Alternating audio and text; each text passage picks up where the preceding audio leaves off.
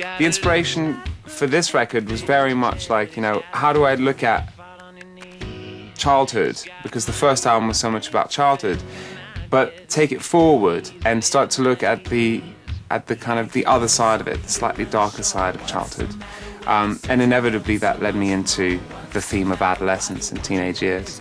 Like life is on the open shore. What's the matter when you're sitting there with so much more? What's the matter while you're wondering what the hell to be?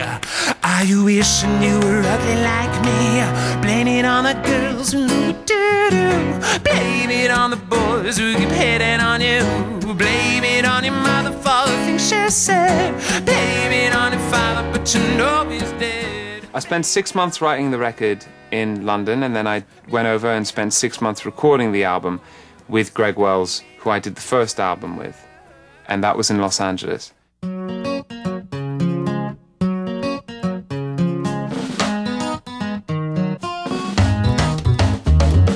I find it very hard to write songs in LA.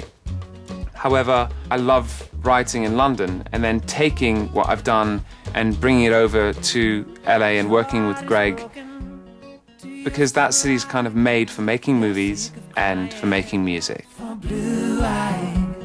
I went back to Greg because he's, more than anything, this amazing Swiss Army knife of a musician. He can do pretty much anything. He's a great engineer, he's a great drummer, he's an amazing keyboard player, and so he really brings all the weird things that I hear in my head, he brings them to life and takes everything to the next level, really.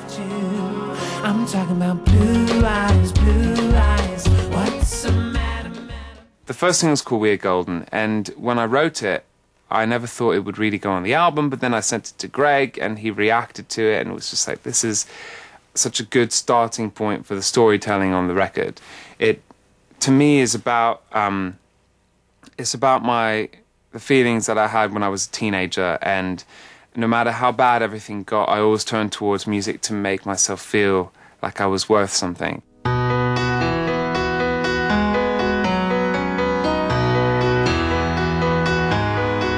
Waking up in the midday sun, what's to live for when you could see what I've done? Staying out of motion in the light of day, I was hiding from the things that you say. When it came to recording it, I thought it would be fun to bring back some of the people who had worked on the first album, and one of those people was my little cousin Audrey. She was the voice of Lollipop Girl on the first record, and she was about, I don't know, 9 years old when she did that, or 10 years old. Now she's 13 years old, and I brought her back to scream as one of the kids screaming on the record, so it's a way of bringing the whole cast forward into the next phase.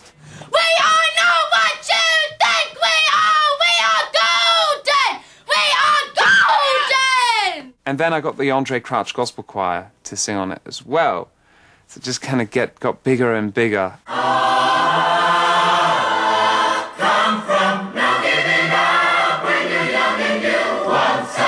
It just gave such an energy to the recording process, as opposed to just having me and Greg sitting in a room on our own, working from 10 o'clock in the morning to 8 p.m. every day. I look for joy in a strange place, from the back of a bar.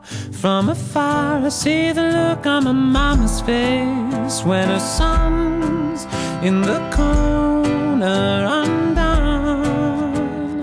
I get more inspired or influenced by visual references than I do from other people's music. Even when I was recording the album in Los Angeles, I had a big wall in the studio and it was full of just a collage of lots of different things, and that kind of mood board really influences me sonically.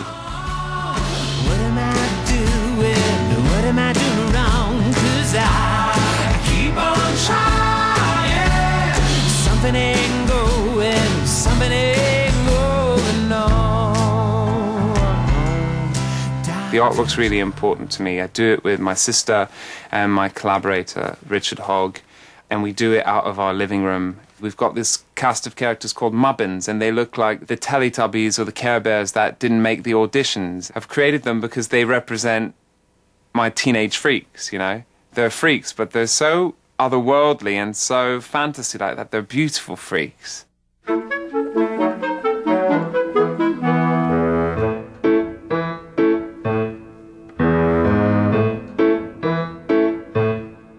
I read this interview with Paul McCartney once, and he said how he always liked to combine dark lyrics with happy-sounding music, and he called it empowerment. And I kind of clung to that theory, and one of the people that I'm really influenced by, Harry Nilsson, in a way, to me, is the ultimate master of doing that. Very dark, twisted lyrics, but with the most embracive, almost nursery rhyme-like melodies, and it really hits you harder.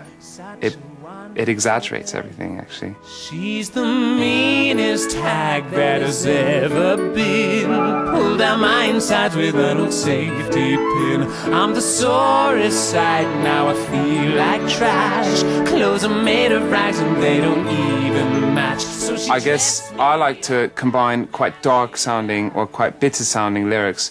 Lyrics that are quite tied down to realistic situations, but then combine it with really happy sounding music, really joyful sounding pop music, and that's that combination that I think is becoming a bit of my signature in my songs.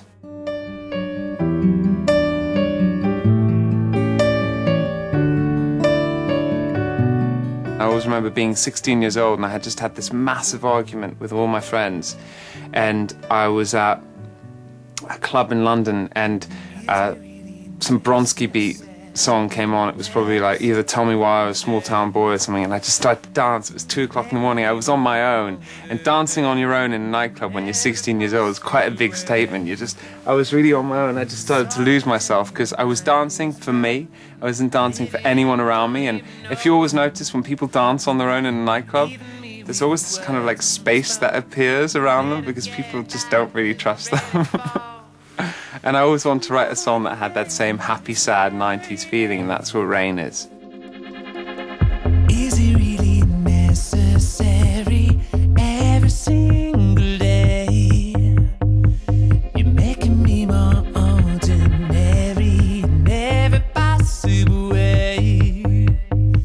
This song had so many different evolutions. I mean, all these versions were piling up into one big version. And then Owen Pallett came along, and I got him to do this amazing string stuff on it, and it gave it a very organic side to it. Even though it's a dance song, it suddenly became a little bit more organic, and it sounded amazing. So finally, when Owen put his thing on it, we knew we had something that we could keep.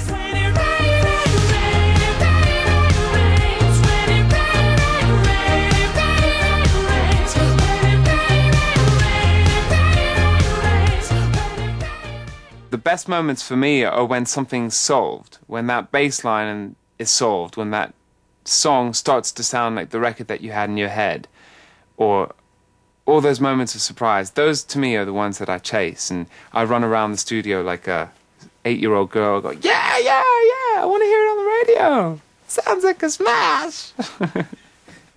Why we're risking the way that I see. There's a song called I See You, which I nicknamed the Stalker song. It talks about sitting across the room from somebody every day, but never having the guts to tell them that you actually fancy them. And so you sit there and you're like, well, if I told them, they may laugh at me or make me feel like crap. So I'll just kind of satisfy myself with the fact that I'm not going to risk being made a fool of or being rejected. And at the meantime, it's not that bad because I can just stare at them every day and stalk them in the process. And I think that was very much how I was when I was a teenager. I used to just kind of sit there, you know. But I see you. But I see you. But I see you. But I see you. I collaborated with Imogen Heap on this album. We became friends one night and we thought, why don't we try doing something? And it was never supposed to go on the album, and then it did. She's very talented. She's kind of a one-stop shop, and she's so obsessive about her music and what she does that it's quite inspiring.